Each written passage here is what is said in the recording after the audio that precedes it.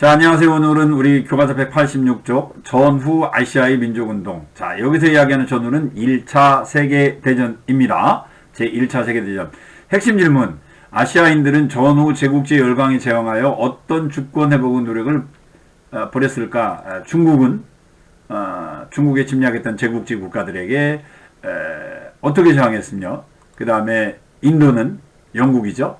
그 다음에 이란은 역시 또 이란도 또 영국이죠. 이런 국가들의 침략에 대항해서 어떤 노력을 했는가라고 하는 것들이 이번 시간에 이제 핵심 포인트가 되겠어요. 먼저 이제 중국의 민족운동입니다.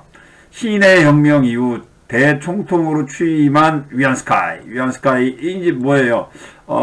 신의 혁명이 아시다시피 1911년 10월 10일 날 일어나요. 일어나고 청나라 정부는 요 혁명군을 진압하려고 하자 그 당시 총통이었던 수련이 중화민국군을 진압하러 왔던 위안스카이하고 서로 이제 어때요? 뭐 타협을 보죠. 타협을 봅니다. 내가 당신을 중화민국에 뭘로 자리를 내줄 테니까, 대총통은 자리를 내줄 테니까 우리 힘을 합쳐서 청나라 왕조를 무너뜨리자라고 했고, 위안스카이가 이 제안에 콜을 하죠. 그래서 청나라 명령을 받고 중화민국을 진압하러 내려왔던 위안스카이가 도리어 군대를 몰고 가서 청나라를 멸망시켰죠. 청나라를 멸망시킵니다. 이게 이제 1912년이었는데, 그 이후에 위안스카이는 중화민국의 총통이 된 다음에 황제로 다시 황제 자리에 욕심을 내요. 그러다가 이제 위안스카이가 뜻대로 되지 않으니까 열받아 죽어요. 이게 몇 년이냐면 1915년입니다. 1915년.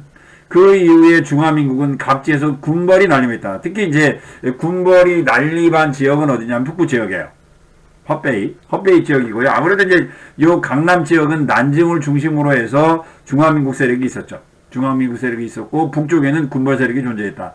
이러한 가운데서 천투슈, 우리 뭐 한국말로 하면 진덕수인데요.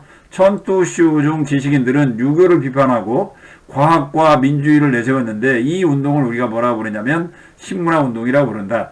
자, 천투슈의 신문화운동에 기반이 됐던 책, 잡지 이름입니다. 신청년이라는 잡지를 천투슈가 발간을 했고요. 그 다음에 과학과 민주주의를 내세우면서 이제 어때요? 유교를 타파하고 그런 합리적 근대사상의 필요성을 주장을 하는데, 문제는 이 말들을 일반 국민들이 알아듣지 못해요. 왜 그러냐면 한자가 너무 많잖아요. 그래서 이때 신청년이라는 잡지를 뭘로 발간하냐면 백화라고 하는 문자로 발간합니다. 요즘으로 따지면 이제 중국의 간자체죠.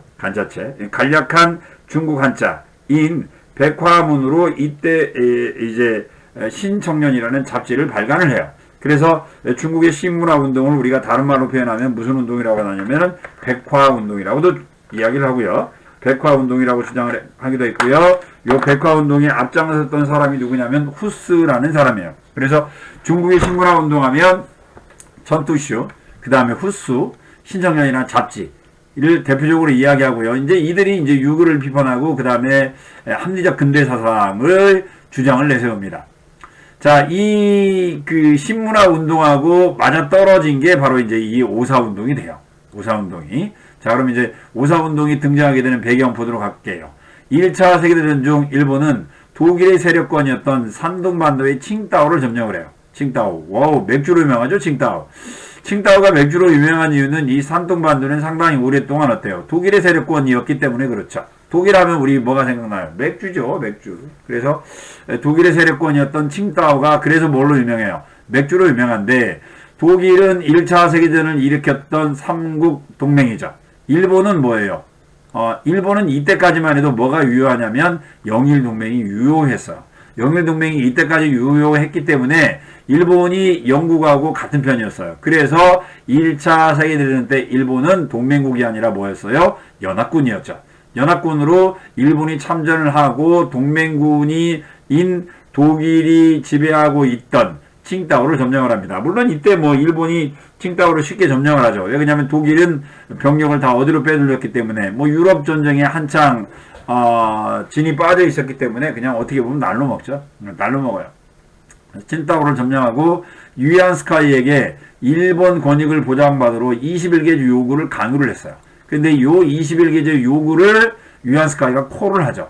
유얀스카이가 콜을 했던 이유는 이걸 받아들이면 일본이 유얀스카이가 뭐가 되는데 황제가 되는데 도움을 주겠다라고 약속을 한 거예요. 근데 이 21개조 내용이라는 게 뭐냐면 21개조 내용이라는 게 산둥반도를 일본이 갖는다라는 거, 그 다음에 일본의 치안, 아니 중국의 치안을 누가 담당한다는 거, 일본이 담당한다는 등 어떻게 보면 말도 안 되는 내용이었어요. 말도 안 되는 내용이었는데 이걸 유얀스카이가 콜을 했죠. 황제가 되기 위해서. 그러다가 요 1차 21개조 요구를 아까 콜을 했던 게 유얀스카이인데 유얀스카이는 1915년에 죽어요. 따라서 중국인들이 입장에서 봤을 때 21개조 요구는 이제 어때요? 의미가 없게 됐다라고 생각을 한 거야. 의미가 없게 됐다고 생각을 했는데 문제는 1차 세계대전이 끝난 다음에 열렸던 휴전회담, 종전회담이죠. 파리 강화회의에서 중국도 1차 세계대전에 참전을 해서 승전국이 돼요. 그런데 아까 이야기한 대로 일본도 승전국이었죠. 일본도 승전국이었는데 그래서 아무튼 파리 강화회의에 중국은 전쟁 승리국으로 역시 강화회담에 참가해서 이권 반환 뭐 일본뿐만 아니라 뭐 연합군들 특히 독일 그다음에 영국 프랑스 이런 나라들이 중국에서 가져갔던 이권 반환과 21개조 요구를 취소를 요구했지만 똑같은 전쟁 승리국으로서 중국도 요구했지만 베르사유 강화회담에서 연합국들이 누구 편을 드냐면 일본 편을 들어요. 일본 편을 들어요. 그러면서 21개조 요구, 즉 산둥반도를 일본이 가지려고 했던 그 요구, 그 다음에 이권, 중국은 이권 반환을 요구했는데 이 이권 또한 누가 가져간다는 걸 알게 돼요. 일본이 가져가게 되는 걸 알게 되고 베이징에 있는 대학생들이 어때요? 항의 시위를 전개했고 이 항의 시위가 전국에 퍼져 도시, 상인, 노동자까지 참여하는 어떻게 보면 중국 최초의 근대적 그 민중운동으로까지 발전해요. 이게 어떻게 보면 오사운동이 중국 최초의 근대적 민중운동이 돼요. 오사운동. 근데 이 오사운동이 중국 최초의 근대적 민족운동으로까지 발전하게 된 배경이 뭐냐면 신문화운동이죠. 신문화운동을 통해서 어때요? 6.25 비판하고 그 다음에 아까 이야기했던 그런 합리주의적인 그 과학사상 이런 것들이 이제 어때요? 중국인들에게 전파가 된 거예요. 무슨 문자를 통해서? 백화 문자를 통해서. 그래서 이 오사운동이 널리 퍼지게 된 배경이 바로 뭐가 돼요? 요 신문화운동이 되는 거죠. 그래서 대중적 민족운동이 성장하면서 중국에는 이때 두 개의 근대 정당이 하나 만들어져요. 1910년, 20년에 하나 뭐가 만들어졌고요? 국민당이 만들어졌고요. 1921년에는 뭐가 만들어져요? 중국 공산당도 만들어져요. 그러니까 중국 최초의 근대적 민족운동 오사운동이었고요. 그 결과 이제 근대 정당 국민당과 그 다음에 공산당이 이때 이제 오사운동 이후에 만들어지게 되는 거죠. 자, 오사운동의 전개입니다. 일본은 파리 강화에서 칭다오를 삼키고 산둥의 권리를 관리하는 데 성공하였다. 이는 곧 중국 영토가 파괴되는 것이며 중국이 망하는 것을 의미한다. 요 내용 오사운동이 되겠고요. 자, 아무튼 중국 국민당과 공산당 국민혁명을 완수하기 위해서 그리고 국민혁명의 내용은 뭐예요? 군벌타도네요. 처음으로 국민당과 공산당이 손을 잡았다. 제1차 국공합작 1924년입니다. 물론 이때 국민당과 공산당이 손을 잡는 데는 레닌이 큰 역할을 하기도 했죠. 레닌이 이제 1922년에 소련은 러시아 내전에서 승리를 거둔 다음에 이제 어때요? 소비에트 연방이 수립되죠. 소비에트 연방이 수립된 이후에 이제 소련은 공산주의 세력을 확대하기 위해서 그 세력을 어디로 뻗치냐면 아시아로 눈길을 돌립니다. 아시아로 눈길을 돌렸고 그래서 공산주의 세력을 확대하기 위해서 제국주의 국가의 지배를 받고 있는 아시아의 여러 민족의 독립을 지원해 주겠다. 꼭 약속을 했고 그 첫 번째 약속을 실험한 곳이 어디냐면 바로 중국이에요. 그래서 중국 국민당군을 소련이 지원하기 시작해서 그러면서 1차 국공합작이 이루어졌다. 순원이 사망한 후, 순원이 언제 사망하냐면 1925년에 사망을 해요. 순원이. 자, 1925년에 순원이 사망한 후에 장체스가 권력을 장악을 해요. 장체스가 권력을 장악했고 군벌타도 아까 뭐라 했어요? 국민혁명이라고 그랬죠. 여기서 이야기하는 국민혁명은 그러니까 뭘 의미하는 거예요? 군벌을 타도하기 위한 뭘 의미해요? 북벌을 의미하죠. 북벌을 의미해요. 자, 그러나 과정에서 짱체스가 중국 공산당을 배척하자. 이 짱체스는 누구의 지원을 받냐면 자본가와 지주의 지원을 받았어요.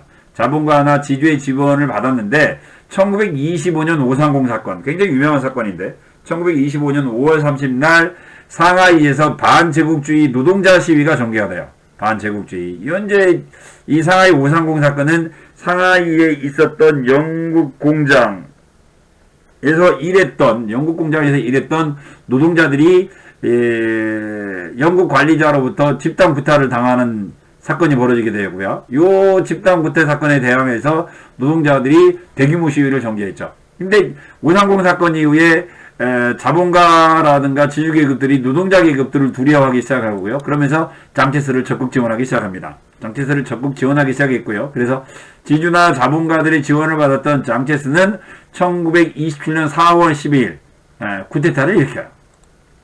4월 12일 신입 쿠데타를 일으킵니다. 신입 쿠데타를 일으키면서 이때까지만 해도 국공합작이잖아요. 그러니까 이제 이때 1차 국공합작은 어떤 형태로 이루어졌냐면 공산당원들이 국민당에 이제 입당하는 거.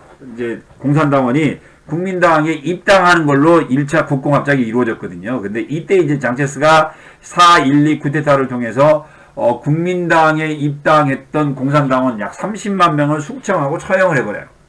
그러면서 이제 국공합작이 결렬이 되죠. 국공합작이 결렬이 됩니다. 국공합작이 결렬되고 이때부터 1차 국공내전이 벌어져요. 이때가 1927년이에요. 그러니까 국민혁명을 완수한 게 1928년이에요. 그러니까 순서가 1차 국공합작이 붕괴된 이후에도 짱체스는 그냥 군대를 몰고 베이징에 쳐들어가서 이제 어때요? 베이징을 점령을 합니다. 순서가 그렇게 돼요. 그러니까 국공합작이 붕괴된 게 먼저고 붕괴됐지만 그럼에도 불구하고 짱체스는 국민혁명을 완수했다. 그렇게 돼요. 내용이. 이 부분이 좀 어렵죠. 자, 공산당군은 국민당을 지배에 저항하면서 토지혁명. 그러니까 공산당군은 이제 그 농촌으로 쫓겨나면서 농촌을 점령하는 농촌 지역에서 농민들에게 다 뭘 약속했냐면 토지를 주겠다고 약속을 해요. 그래서 토지혁명을 통해 농촌의 근거지를 건설했다. 그러나 이러한 성과에도 불구하고 국민당군의 토벌의 궁지에 몰리자 중국 공산당군 홍군입니다. 붉은 군대라는 이야기죠. 그래서 거의 괴멸 직전에 가요. 이게 이제 정강산 이때 이제 초기 공산당의 근거지가 어디냐면 정강산이었고요. 정강산 이걸 우리가 뭐라고 부르냐면 강소 소비에트라고 불러요. 강소 소비에트. 강소성. 이 강서 소비에트였는데 이 강서 소비에트가 누구에게? 짱체스에게 점령이 돼요. 짱체스에게 점령이 되자 이제 해방구를 상실한 이제 어때요? 홍군은 새로운 돌파구를 찾기 위해서 1934년부터 36년까지 약 2만 5천 리를 걸어서 이동하는 대장정을 시도를 합니다. 장시 소비에트예요. 루이진을 떠나서 이제 어때요? 2만 5천 리를 이동하는데 맨 처음에 출발할 때 홍군이 얼마였냐면 10만 명이었어요. 10만 명. 이 10만 명이었던 홍군이 대장정이 끝난 다음에는 얼마로 줄어드냐면 8천 명으로 줄어들어요. 8천 명이. 거의 대부분. 실제로는 8천 명도 맨 처음에 출발했던 8천 명이 아니라 뭐 중간에 뭐 이렇게 했던 사람들까지 포함해서 8천 명이고 뭐 끝까지 살아남은 건 뭐 3천 명밖에 안 된다라고 이야기할 정도로 뭐 엄청난 많은 타격을 입었죠. 강서 소비에트. 강씨가 아니라 중국 발음이고 한국말로 하면 강서 소비에트네요. 강서 소비에트. 그래서 아무튼 대장정까지가 한 세트야. 대장정까지가. 한편 만주사변으로 괴뢰국인 만주국을 내세웠던 일본은 중일전쟁을 일으켜요. 1937년. 그래서 대륙 침략을 본격화하면서 이제 일으켰던 사건이 거우차오 사건을 일으켜요. 요건 이제 베이징 바로 외곽에 있는 다리인데요. 외곽에 있는 다리인데 이곳에서 중국군과 일본군이 총격전이 벌어져요. 뭐 실제로는 총격전도 아니고 일본군 한 명이 실종이 돼요. 실종이 됐는데 요 실종자를 찾겠다고 하면서 서로 간에 총격전이 벌어졌고 이때 실종됐던 일본군은 나중에 돌아와요. 근데 아무튼 요걸 빌미로 해서 중국군이 먼저 일본군에게 사격을 했다 해가지고 일본이 공격을 하죠. 그 베이징을 점령을 했고요. 그 다음에 일본은 양동작전을 펼쳐요. 그래서 상하이에 상륙해서 이게 바로 이제 2차 상해사변인데요. 상하이에 상륙을 해서 일본군들이 양쯔강을 따라서 어디를 점령을 해요? 난징을 점령을 하죠. 난징을 점령하면서 이제 말도 안 되는 무슨 사건? 난징 대학살을 일으키죠. 원래 일본 아이들 목표는 뭐였냐면 난징을 점령해서 대학살을 하면 짱체스가 뭘 할 거다? 휴전을 제안할 거다라고 생각했는데 얼로려 휴전을 제안한 게 아니라 애가 수도를 어디로 옮겨요? 충칭으로 옮기면서 뭘 해요? 이제 장기 항전을 전개하기 시작하죠. 장기 항전을 전개하면서 이때부터 이제 일본이 꼬이기 시작해요. 이때부터 일본은 꼬입니다. 아무튼 1937년 중일전쟁을 일으켜요. 중일전쟁을. 이 무렵 중국에서는 중국 공산당 토벌을 우선했던 국민당 정부에 대한 불만이 높아져서 내전 정지, 그 다음에 일치항해. 자, 내전 정지, 국공 내전, 그 다음에 일치항일 합쳐서 서로 뭐 하자? 일본군과 싸우자고 하는 그런 시안 사건이 전개가 돼요. 시안 사건이. 이 시안 사건이 전개가 된 게 몇 년이냐면 1936년 12월이에요. 그러니까 알고 보면 순서로 따지면 시안 사건이 먼저고 중일전쟁은 나중이에요. 중일전쟁은 이건 몇 년이냐면 중일전쟁은 1937년 7월이에요. 1937년 7월 7일. 7월 7일. 중국 아이들이 가장 싫어하는 숫자가 뭐예요? 7자죠. 7자. 가장 좋아하는 숫자는 뭐예요? 8자고요. 8자인데 아무튼 중일전쟁이 더럽게 재수없이 이게 1937년 7월 7일에 일어나요. 중국인들이 싫어하는 숫자가 몇 개나 겹쳤어요? 3개나 겹쳤죠. 중일전쟁. 그러니까 순서로 따지면 시안 사건이 먼저고 중일전쟁은 나중이에요. 중일전쟁은 나중이에요. 그래서 아무튼 시안 사건을 계기로 해서 이제 어때요? 국민당군과 공산당군이 다시 손을 잡아요. 이걸 보고 우리가 불러요. 제2차 국공합작이라고 부르죠. 2차 국공합작. 1차 국공합작은 뭘 목표로 해서 열었어요? 그죠. 군벌타도. 북벌이었고요. 2차 뭐예요? 국공합작은 항일전쟁입니다. 항일전쟁 기간 중 중국 공산당은 농민을 동원하는 데 성공하여 종전 후 국민당군과 대항할 수 있는 실력을 확보하게 되었는데 이때 이제 국공합작 때 2차 국공합작 때 중국 공산당군을 우리가 뭐라고 부르냐면 팔로군이라고 이야기를 합니다. 팔로군 8개 부대. 이때는 1차하고는 다르게 국민당군 따로 공산당군 따로 뭐 그렇게 됐었죠. 1차 때는 흡수였는데 2차 때는 이제 따로따로 존재하게 됩니다. 군대가. 이제 그러면서 이제 2차 세계대전이 끝난 다음에 이제 국공대전이 전개가 되는데 이때 국공대전의 전개는 이제 다음 시간에 볼 수 있도록 하고요. 그 다음에 이제 인도 이야기 갑니다. 인도는 인도의 자치권을 약속했던 영국을 놓아 1차 세계대전에 인도는 협조를 했어요. 그래서 많은 인도인들이 어때요? 뭐 실제적으로 보면 유럽전쟁에 많은 인도인들이 참전을 합니다. 많은 인도인들이 참전을 했어요. 왜? 독립시켜주겠다고 약속을 했기 때문에. 그런데 전쟁이 끝나자 영국은 약속을 지키지 않고 롤러법을 만들어요. 나쁜 놈들이죠. 이거 뭐 롤러법은 우리나라로 따지면 뭐예요? 무단통치네요. 무단통치. 그래서 인도의 민족운동을 억압했다. 간디는 룰러법의 폐지와 자치를 요구하면서 비폭력 불복종 운동을 전개했고요. 그러면서 공직거부, 국사품 애용, 납세 거부 운동을 외쳤고 많은 인도인들이 여기에 가담했다. 이제 간디 다음에 등장하는 사람이 네루죠. 네루는 이제 어때요? 보다 급진적인 민족운동의 전개를 주장했어요. 그래서 간디의 지원하에 인도국민회의, 우리 저번에 이야기했죠? 인도국민회의요. 를 끌고 인도의 이제 자치가 아니라 뭘 요구해요? 완전한 독립을 요구해요. 독립운동을 전개하면서 불복종 운동을 전개했다.